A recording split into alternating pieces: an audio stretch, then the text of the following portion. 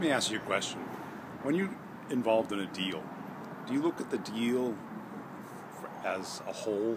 I mean, from the moment someone either finds your company and your product and you to the very end where they're actually referring people to you and a reference for you?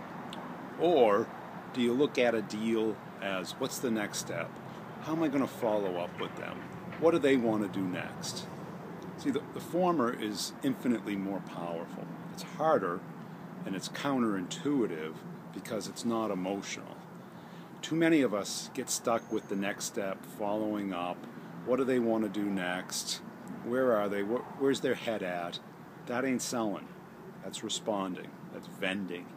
And believe it or not, you don't really need to pay people to, follow up and answer the phone. You need salespeople to look at the whole picture, the whole game, from start to finish, and understand what are the milestones, the touch points, the next steps, and how do you guide somebody through that whole process. And this is what I talk about in my book about the map to money. And it can take any form that you want. It can be a list, but it's really not a list, right? It's a map. There's a bunch of different routes, a bunch of different ways of getting there. It's a little different for every deal.